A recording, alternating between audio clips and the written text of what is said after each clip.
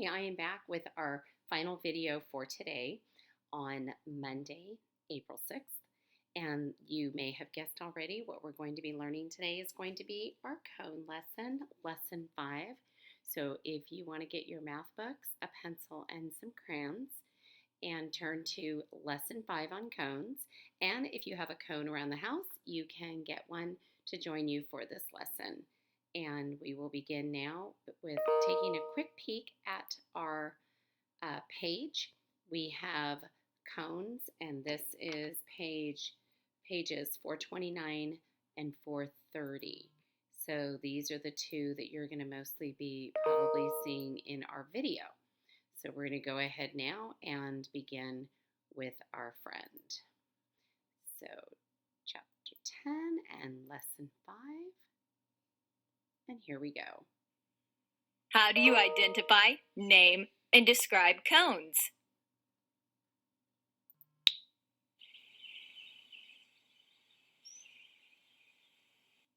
Hi!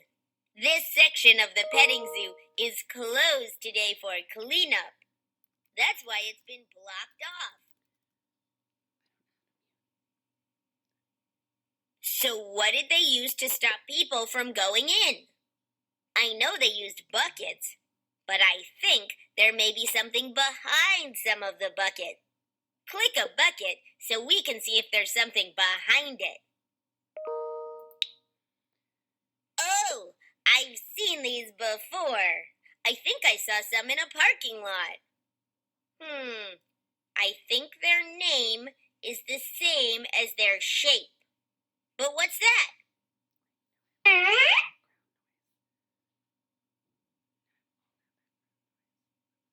Hey, do you know anything about this shape? Well, come on. Let's go see what we can find out. Click to read the words on the sorting mat. The word is cone. A cone is a three-dimensional shape. It is a solid shape. Now click to read the other words. The words are not a cone. The sorting mat helps you sort shapes. You put shapes that are cones on this side and shapes that are not cones on this side. Dennis has 4 shapes. He needs help putting them into 2 sets, shapes that are cones and shapes that are not cones. Start with this yellow shape. Click it to find out if it's a cone. This yellow shape isn't a cone. It's a cylinder, so it belongs on the right side of the sorting mat. How about this red shape? This red shape isn't a cone either. It also belongs on the right side of the sorting mat. Try this red shape next. Yes, it's a cone. It belongs on the left side of the mat. One shape is left. Do you think it's a cone? Click it to find out.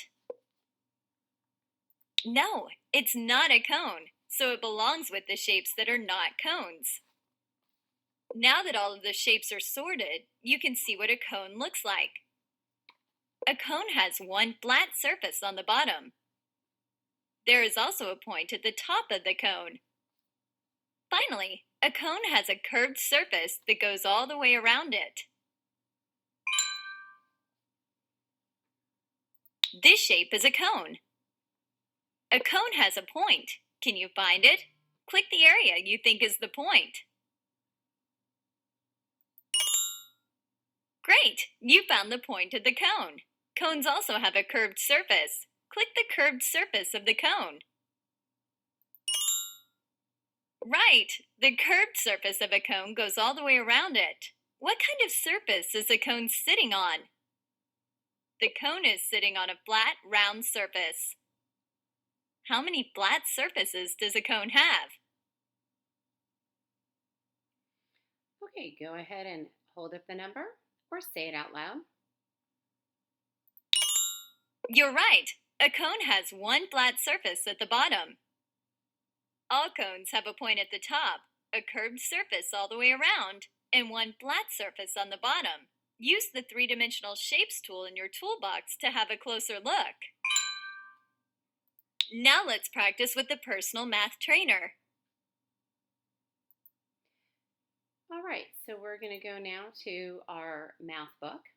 And if you haven't had a chance to draw those shapes, the cone or not a cone, you can pause the video at this time and draw those shapes and color them with your crayons. On the next page, we see that the cone has cone, a flat surface at the bottom flat surface, and curved surfaces around the side. curved surface, So you can go ahead and circle the flat surface and circle the curved surface. Down at the bottom, as we did on the other page, we know that there is just one flat surface.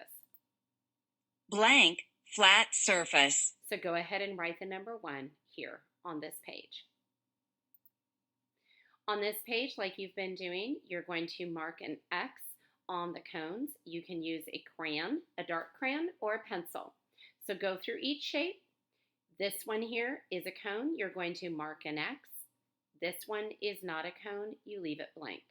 So go through all of the different shapes and objects here and mark an X on just the cones. On this page, we have the mid-chapter review. I'm going to go through the directions with you now, and I'd like you to mark the ones as I tell you which the directions are. So for number 1, says mark an X on the object that is shaped like a cylinder. Now remember, this is a mid-chapter review, so this isn't just on cones. This is on all the shapes. So look at this one, and this one, and mark an X on the shape that is a cylinder. Do it now. Then for number 2, we have this group of 3-dimensional shapes. It says color the spheres. So look at this one, this one, this one, and this one, and only color the spheres. And you can color that, we'll say color it blue. So color the sphere blue in this section only. Now come over to number 3. Using your red crayon, go ahead and color the cube. Look in this section only. This shape, this one, and this one. Color the cube red. The cube red. And then in the last section, this one, number 4, you are going to draw lines to match the objects to their shapes. So you take a look at this one. Here's the blue dot. And then you come down here and you look at this shape, this one, and this one. This is a sphere. This is a ball. So which one of these looks like this shape, and just draw a line to it. If you drew a line to this one, you did it correctly. Now go ahead and take a look at the ice cream cone, the tennis ball can, and the block, and match them up. Draw lines to the shapes that identify what these real life shapes look like and who they belong to, which groups. And if you want, you can say the names of the shapes out loud.